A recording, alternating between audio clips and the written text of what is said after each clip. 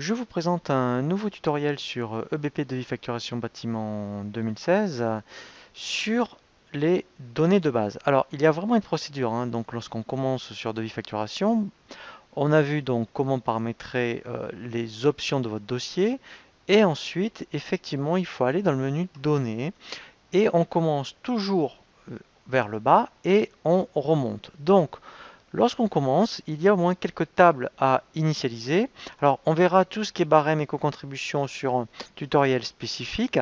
Donc ensuite, après, effectivement, vous devez créer les banques. Alors, soit vous l'avez fait quand on crée les options du dossier dans Outils Options, soit vous voyez, donc on l'a pas fait. Donc là, c'est obligatoire pour ensuite, quand on va voir donc un tutoriel sur les règlements clients, il faut ajouter votre banque principale, voir si vous avez plusieurs banques, ensuite les banques secondaires. Donc là, on fait ajouter. Ici, si je suis, admettons, au Crédit Agricole, eh bien, je vais mettre CA par exemple, et là, je mets Crédit Agricole. Voilà. Ensuite, donc là, vous dites éventuellement que c'est votre banque principale, si vous en créez plusieurs.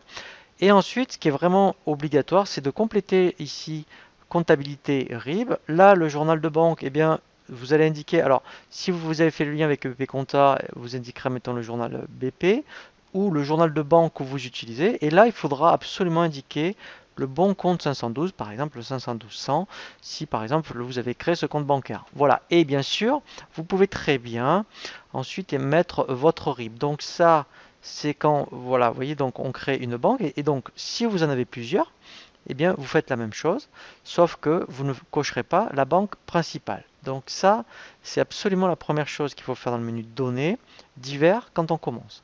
Ensuite, effectivement, il y a les modes de règlement et conditions de règlement. Alors, les conditions de règlement, il y en a, ça c'est intéressant parce que c'est des choses qu'on peut afficher sur le devis.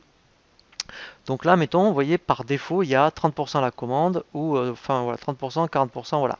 Et bien là, tout simplement, c'est si vous avez des conditions, je précise, hein, ce n'est pas des modes de règlement, c'est des conditions de règlement, et on verra comment ensuite les rajouter sur les devis. Mais vous faites ajouter, vous mettez un code, et là, vous mettrez un libellé. Comme par exemple, vous voyez, si je prends cet exemple ici,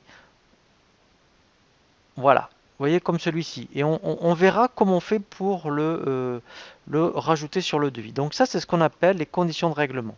Par contre, ensuite, effectivement, il va falloir créer ce qu'on appelle les modes de règlement, où là, c'est normal, il n'y en a pas. Donc, on va créer, mettons, chèque à réception, chèque à 30 jours, par exemple. Comme ça, vous verrez comment créer des modes de règlement avec des modes de paiement différés. Et c'est très important quand vous allez créer vos clients, puisqu'il faudra affecter effectivement ces modes de règlement aux clients. Donc là, on fait ajouter. Donc, quand c'est chèque comptant, ben, vous pouvez mettre, mettons, CHQ.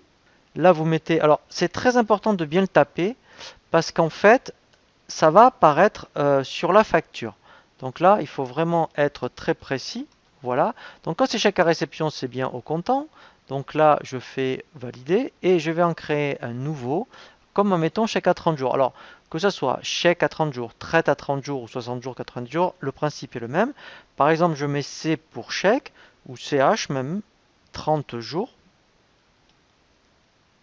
Voilà. Et FM pour fin de mois. Et là, par contre, je vais bien mettre chèque à 30 jours, fin de mois. Et pour lui faire comprendre donc c'est bien un paiement différé, donc ici, dans le menu déroulant, je vais indiquer par exemple fin de mois. Et là, je vais indiquer donc le nombre de jours.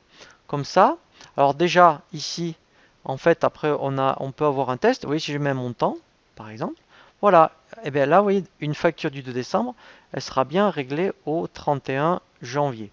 Voilà, donc ça c'est vraiment très très important de bien créer tous vos modes de règlement avant, hein, de créer vos fiches clients. Voilà, donc là j'en ai créé deux, hein, puis etc. Donc ça, dans le menu données, on revient dans divers. Donc on a créé les banques, conditions de règlement, mode de règlement.